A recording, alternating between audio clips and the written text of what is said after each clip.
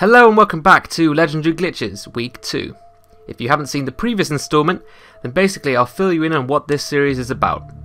This series is where I take 3 glitches, usually past glitches, or if they're currently working glitches, they are glitches that do not affect online play in PvP anymore. So I try and break down each glitch individually for you guys. This first one's a bit of a mystery though.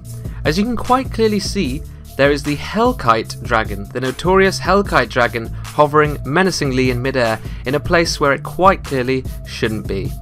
And the interesting thing about this is he then uses the bow to try and cut the tail off, which as we all know would normally grant you the Drake Sword, a very popular low-level weapon for beginners.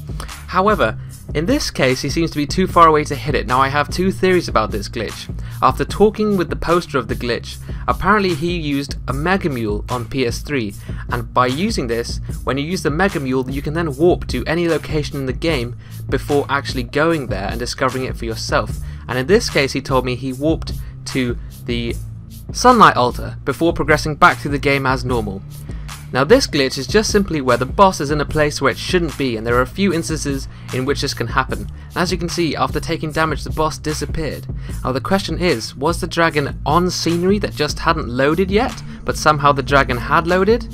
I guess we'll never know. Alright, so this next glitch is also to do with dragons. This is the infamous Dragon Head glitch, possibly one of the biggest Dark Souls glitches that we've ever had, a key glitch in Dark Souls history. And how this was performed was you needed to have equipped a dragon headstone and the item that you wanted to duplicate in the item slot. You then needed to find an enemy to lock onto, preferably one that does not become aggroed. You then needed to turn your back towards the enemy, tap and release square if you were on PS3, or X if you were on Xbox, to use the Dragon Head fire attack. You then needed to quickly lock onto the enemy and switch to the item that you wanted to duplicate, and then hold down square or X respectively. To do this glitch you had to have had a stamina increasing item, such as the Grass Crest Shield or the Chloranthy Ring. So as you may have already guessed, this glitch granted players the ability to duplicate any consumable item that they wanted to, including humanity and souls. Now this glitch has actually evolved since the start of Dark Souls release. It used to be you could perform this glitch anywhere without having to lock onto an enemy. However, this version of the glitch was patched in versions 1.04 and 1.5. Players then found another way to perform this glitch after these patches, the way I just demonstrated, which requires locking onto an enemy. However, this glitch was finally removed once and for all with patch 106 and is now no longer possible. What's interesting about this glitch is that many players before patch 106 used this Dragon Head glitch to give themselves unlimited souls, which many players then used to level up their characters to 125 so that they could start invading and engaging in online multiplayer straight away without having to farm for souls for hours.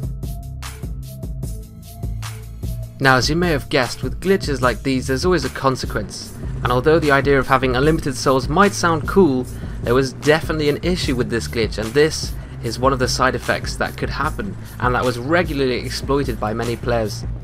I don't know about you guys, but I for one am very glad that we don't see sites like that anymore. Okay, the third and final glitch today. This is the Bottomless box glitch, another very notorious glitch. So basically what this one did was it allowed you to, instead of starting a new character from zero, you could transfer all your loot, including rings, weapons, consumables, armor and more that you have collected on your main character, to your new character, and therefore it was possible to experiment with new builds much easier. So basically you did not have to start from scratch for a new character, but you could benefit from all your hard work in a brand new game. Pyromancy spells and miracles were not transferable, so bear that in mind. Only things that you could actually put into your Bottomless box glitch worked. Okay, so there's instructions on screen, but I'm just going to break it down here for you guys on how this glitch was actually performed. So step 1, you needed to fill all 10 character save slots. Step 2, you then loaded your character with items and transferred them all into your Bottomless box. Step 3, you then needed to select New Game and hit OK at the character deletion prompt. Step 4, you then highlighted the mule character that had all the items, and step 5, you pressed triangle or Y depending on whether you're on PS3 or Xbox. Now this is where the actual glitch occurred. When triangle or Y was pressed, the character's information that was highlighted gets loaded into a cache. this cache for whatever reason does not get unloaded unless you deviated from the instructions, and when you create a new character, this cache, which is filled with data on the bottomless box, covenant stats and NPC deaths, it's transferred to the new character when it is created.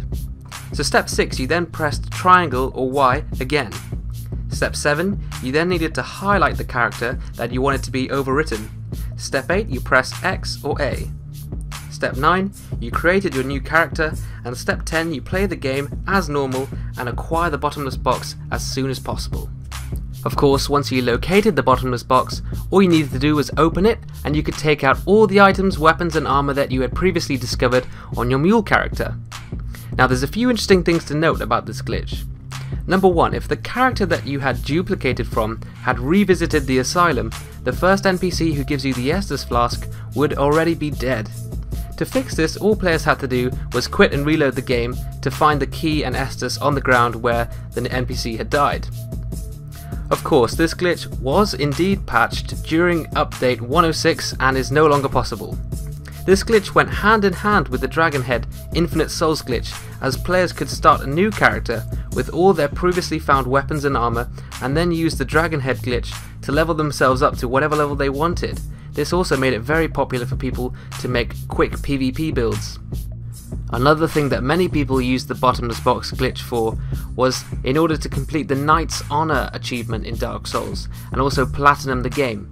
The Knight's Honor achievement, you guys may be aware, is to collect every rare weapon in the game, and of course this bottomless box glitch made it very easy to transfer items from one character to the other so that they stacked up and so that you could complete the Knight's Honor challenge without even going into New Game Plus, which normally would be an absolute requirement. And as you can see in the on-screen demonstrations, the player shown has just purchased the bottomless box, and now when he accesses a bonfire he will have unlimited access to his previous items that he had gathered on his previous mule character. So thank you guys for watching. If you did enjoy the video, please leave a like and tell me what you think about the glitches shown in this video in the comment section below. And if you're new, please consider subscribing. Thank you, until next time.